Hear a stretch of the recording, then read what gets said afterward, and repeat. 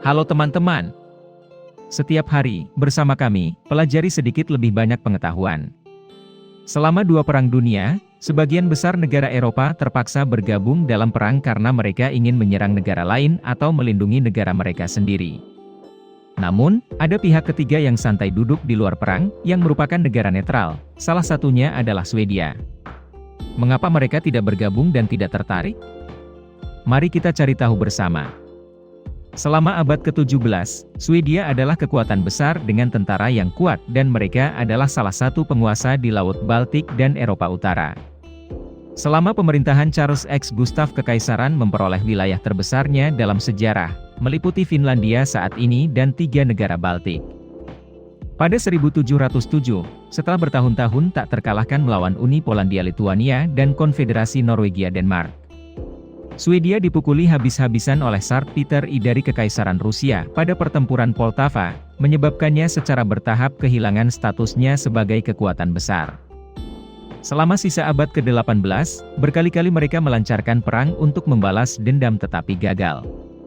Bahkan pada tahun 1809, Swedia kehilangan sebagian besar wilayah Finlandia ke Rusia.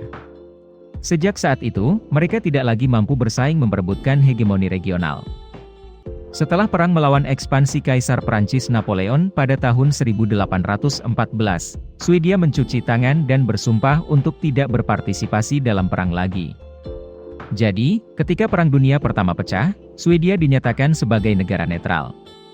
Namun, itu mudah diucapkan tetapi sangat sulit dilakukan. Secara internal, keluarga kerajaan Swedia memiliki pengaruh politik yang besar pada saat itu, dan mereka mendukung pihak Jerman. Pasalnya Ratu Victoria dari Baden adalah sepupu dekat Kaisar Jerman Wilhelm II. Salah satu sepupunya, Field Marshal Ludwig Douglas, setara dengan Mayor Jenderal, juga menganjurkan aliansi dengan Jerman. Singkatnya, mereka mendukung Jerman karena mereka memiliki hubungan darah yang erat. Di sisi parlemen, bagaimanapun, Menteri Luar Negeri Swedia mendukung sekutu dan Perdana Menteri ingin tetap netral. Perdebatan antar faksi tidak berakhir hingga puluhan ribu orang berdiri untuk memprotes, mereka tidak menginginkan perang dan pertumpahan darah. Dan kemudian sesuatu yang menarik terjadi. Pemerintah Swedia, mengikuti kehendak rakyat, menyatakan netralitas selama Perang Dunia Pertama. Untuk memfasilitasi itu, mereka bekerja sama dengan Norwegia dan Denmark di pertahanan, berjanji untuk tidak membiarkan siapapun ditarik ke dalam perang. Dan bersama-sama mereka duduk keluar dari huru-hara. Namun, di luar, tidak ada negara yang ingin bertarung, tetapi ada seorang pria di luar yang menonton dan diuntungkan.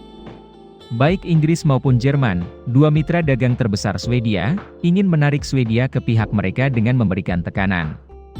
Setiap kapal kargo mereka yang melaut diawasi oleh dua faksi. Untuk barang yang diekspor ke Inggris, Jerman berusaha ditenggelamkan dan sebaliknya. Ada kalanya Swedia dipandang sebagai musuh kedua belah pihak karena menjadi perantara untuk mengimpor barang dari negara lain dan kemudian mengekspornya kembali ke negara-negara yang bertikai. Situasi memburuk menjelang akhir perang, dan Inggris dan beberapa sekutunya melarang ekspor makanan ke negara-negara netral. Itu membuat orang Swedia kekurangan makanan. Mereka harus membagi jatah mereka dan makan lebih sedikit untuk tetap hidup. Sama seperti itu, 4 tahun berlalu, dan mereka dengan damai melewati Perang Dunia Pertama. Memasuki Perang Dunia Kedua, segalanya berkali-kali lebih keras.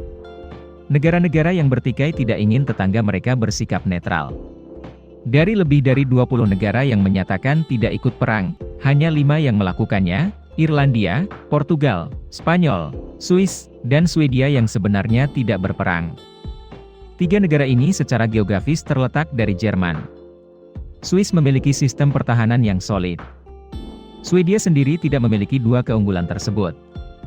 Jadi, sebelum perang pecah, mereka sangat meningkatkan pengeluaran militer dan meningkatkan pelatihan tentara untuk mencegah serangan apapun yang dapat menggoyahkan posisi netral.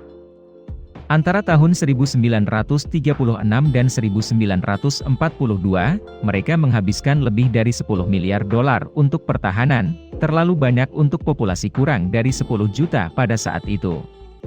Tidak seperti Perang Dunia Pertama, sejak awal Perang Dunia Kedua, pemerintah Swedia mengambil sikap netral. Namun, kali ini tidak mudah. Pada awal perang, Jerman telah memenangkan banyak kemenangan, dan mereka menginginkan konsesi sebanyak mungkin dari Swedia. Tidak ada cara lain selain mengikuti. Ekspor mereka yang paling berharga adalah biji besi, yang terpaksa memasok sebagian besar Jerman. Jerman sangat bergantung pada biji besi Swedia untuk produksi senjata. Sampai-sampai, Ralph Gallienne, seorang anggota parlemen Inggris saat itu berbicara. Jika Swedia berhenti mengekspor biji besi ke Jerman, perang bisa berakhir dalam waktu 6 bulan. Oleh karena itu, Inggris berusaha mencegah pengiriman Swedia ke Jerman dengan mengebom dan menyerang dengan kapal selam, tapi itu hanya menghentikan sebagian kecil kargo karena dijaga sangat ketat.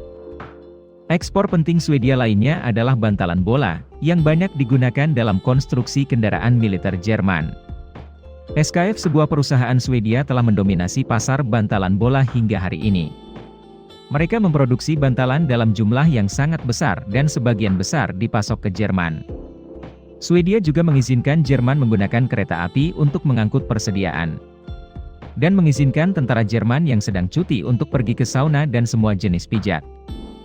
Pada awal tahun 1942, ketika situasi menjadi tidak menguntungkan bagi Poros, Sekutu memaksa Swedia untuk membatasi ekspor biji besi ke Jerman dan menggunakan kereta api.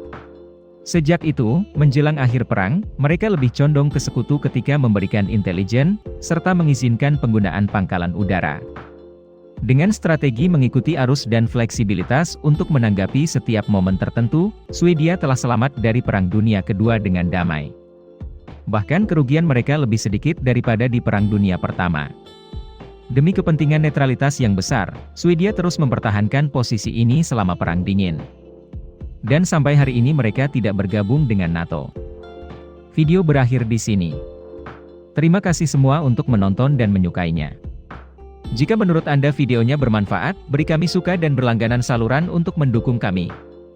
Sampai jumpa dan sampai jumpa lagi.